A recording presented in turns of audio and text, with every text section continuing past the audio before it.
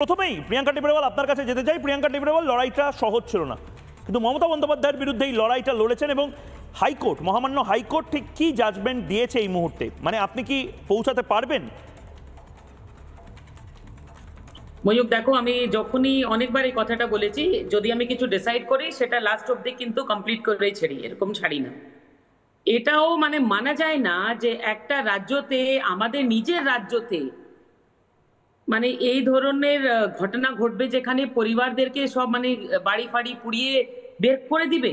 না, আমরা কিন্তু পাকিস্তানে নেই, বাংলাদেশে নেই, আমরা পশ্চিমবঙ্গতে আছি। আমরা সেখানে আছি যেখানে আমরা বলি যে এটা স্বামী বিবেকানন্দের মানে যেখানে জন্ম হয়েছে। আমরা এখানে আছি যেখানে আমরা বলি যে এটা কবি রবীন্দ্রনাথ ঠাকুরের মানে জায়গা। তো সেখানে এগুলো মানে মানা যায় না। সেই জন্য অন্যায়ের বিরুদ্ধে সবসময় আপনারা দেখেছেন যে আমি সরাসরি লড়াই করি। সেই লড়াইটা শুধু মানে জরুরি নেই যে রাজনীতিক হয়, সেই লড়াইটা কোর্টের মাধ্যমে হতে পারে, কলমের লড়াই হতে পারে। And pen is mightier than sword. তো সেই কথাটা কিন্তু আমি পোস্টপোল ভায়োলেন্সেও দেখিয়েছিলাম, আর আজও কোর্টের কাছে গিয়েছি এই স্বার্থে, যাতে এই মানুষ যাদের বাড়ি ঘর সব পুড়িয়ে দিয়েছে, যাদের দোকান পুড়িয়ে দিয়েছে, যাদের মানে লাইভলিহুড পুড়িয়ে দিয়েছে, যাদের মানে ক্যাটেলস গুলো ছিল, লাইভ স্টক ছিল, সবকিছু পুড়িয়ে দিয়েছে, এবার এরা করবে কি? দেখো, একটা কি করছেন প্রিয়াঙ্কা টিবরেওয়াল? আমার একটাই প্রশ্ন, মুখ্যমন্ত্রী তো তার তো যাওয়া উচিত মালদা মুর্শিদাবাদে, তিনি যাচ্ছেন না কেন? না, আরে কবে দেখেছো যেখানে অন্যায় হয়? কোনোদিন আমরা দেখিনি তো ওনাকে যেতে। সন্দেশখালিতে যখন অন্যায় হচ্ছিল, যখন আগুন জ্বলছিল, তখন তো উনি যাননি। উনি গিয়েছেন যখন একটা পলিটিক্যাল পার্টি ওখানে জোর দেখিয়ে, বাহুবল দেখিয়ে ইলেকশন জিতেছে, তারপরে উনি গিয়েছেন। আর গিয়েই তো মহিলাদের বলে দিলেন যে তোমরা 2500 টাকা নিয়ে ঝুট বলেছো, মিথ্যে কথা বলেছো।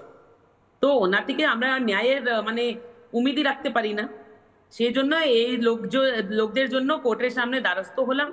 কোর্ট বলে দিয়েছে যে ফার্স্ট প্রায়োরিটি আছে, এরা বেঙ্গলে থাকে, বেঙ্গলেই থাকবে, এদের ঘর বাড়ি রেস্টোরেশন যেখানে পসিবল সেখানে রেস্টোর করতে হবে, যেখানে রিহ্যাবিলিট করতে হবে, নতুন বানিয়ে দিতে হবে, পাক্কা ঘর দিতে হবে, সমস্ত কিছু স্টেটকে কিন্তু দিতে হবে। তার জন্য বলে দিয়েছে স্কিম রেডি করো।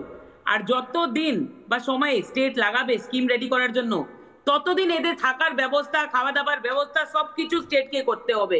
বাচ্চাদের পড়াশোনার ব্যবস্থা, এভরিথিং। ওই লক্ষ্মী ভান্ডার 500,000 টাকা দিয়ে হবে না। বেশ, অনেক ধন্যবাদ প্রিয়াঙ্কা টিবরেওয়াল আমাদের সঙ্গে রয়েছেন। আমি ঝন্টু বড়াইক এবং কামাল হোসেনের কাছে যাব, কিন্তু তার আগে ঝন্টু বড়াইক আপনাকেও এটা দেখতে হবে। আমি যখন কি অদ্ভুত, আজকে যখন আমি রাজভবনে রাজ্যপালের সাথে হিন্দু রিফিউজিদের এই সাক্ষাৎকার বা এই বৈঠকের জন্য আমি যখন যাচ্ছিলাম, রিপাবলিক বাংলা সফর সঙ্গী ছিল, আমি যখন ওপরে উঠলাম, আপনি নিজেও জানেন যে থ্রোন রুম যেটাকে বলা হয়, যেখানে টিপু সুলতানের যে সিংহাসন আছে, যে থ্রোন রুমে বহু রাষ্ট্রনেতা এসে বৈঠক করেছেন, এবং সেখান থেকে রাজ্যপাল, যেই রাজ্যপাল হন, যে তৈলচিত্রটি, যে ফ্রেমে বাঁধানো যে ছবিটি আছে, সেটি পেরিয়ে যেতে হয়, সেটা শ্যামাপ্রসাদ মুখার্জির ছবি। শ্যামাপ্রসাদ মুখার্জির হিন্দু হোমল্যান্ড আজও পশ্চিমবঙ্গ হলো না। শ্যামাপ্রসাদ মুখার্জি যে জেদ ধরে বলেছিলেন যে না, পূর্ববঙ্গ হোক, কিন্তু পশ্চিমবঙ্গটাকে হিন্দুদের জন্য রেখে দিতে হবে না এরমভাবে, গোটাটা পাকিস্তানে দিয়ে দেওয়া যাবে না।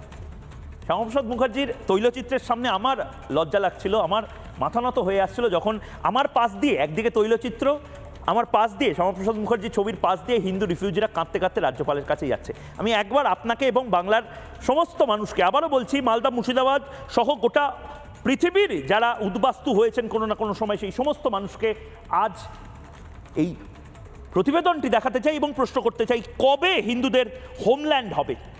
ভারত হবে বা পশ্চিমবঙ্গ হবে? দেখুন,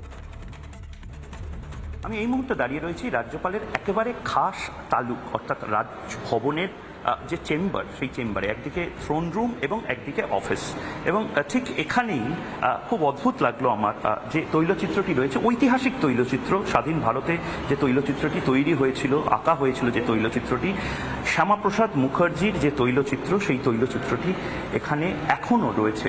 যখনই কোনো রাজ্যপাল এখানে আসেন, তা সে নুরুল হাসান হোক, তিনি জগদীপ ধনকর হন, তিনি এর আগে যারা রয়েছেন তারা এই তৈলচিত্রটি পেরিয়ে যান। স্বাধীন ভারতে, অনেকেই হয়তো জানেন না, স্বাধীন ভারতের ঠিক আগে অবিভক্ত ভারতে দুটো দেশ ভাগ, দুটো বঙ্গভঙ্গ এই রাজভবন থেকে হয়েছিল। এই টেবিল থেকে হয়েছিল। এবং শ্যামাপ্রসাদ মুখার্জি যে স্বপ্নটা দেখেছিলেন একটি হিন্দুদের হোমল্যান্ড থাকবে, হিন্দুরা যাবে কোথায়? হিন্দুরা পাকিস্তান থেকে লাঠি খেয়ে চলে এসেছে, বাংলাদেশ থেকে লাঠি খেয়ে চলে এসেছে, হিন্দুরা যাবে কোথায়? তার জন্য শ্যামাপ্রসাদ মুখার্জি বলেছিলেন দেশ আরেকবার ভাঙবে, বাংলাদেশের সাথে পশ্চিমবঙ্গ যাবে না। শ্যামাপ্রসাদ মুখার্জি আজ তৈলচিত্রে হয়তো আছেন, কিন্তু কি অদ্ভুত ভাবুন, 2025 সালে কিছু মানুষ, রাজভবনে যে কেউ আসতে পারেন, বিজেপি আসতে পারে, তৃণমূল আসতে পারে, 2025 সালে কিছু মানুষ শুধু হিন্দু হওয়ার জন্য রিফিউজি হয়েছে এবং মহামহিম রাজ্যপালের সাথে দেখা করতে আসছেন রাজভবনে, যেখানে একদিন ভারত, বাংলাদেশ, পাকিস্তান তাদের ভবিষ্যৎগুলো নির্ধারণ হয়েছিল। আজ হয়তো সত্যিই আমাদের ভেবে দেখার পালা, আমরা সত্যিই সেই পশ্চিমবঙ্গ বানাতে পারলাম যেটা শ্যামাপ্রসাদ মুখার্জি স্বপ্ন দেখেছিলেন। নানা ধরনের কন্টেন্ট দেখার জন্য লাইক করুন, শেয়ার করুন আমাদের ফেসবুক পেজ, সাবস্ক্রাইব করুন আমাদের ইউটিউব চ্যানেল। পাশাপাশি অন্যান্য ব্রেকিং নিউজের জন্য অবশ্যই চোখ রাখুন রিপাবলিক বাংলায়।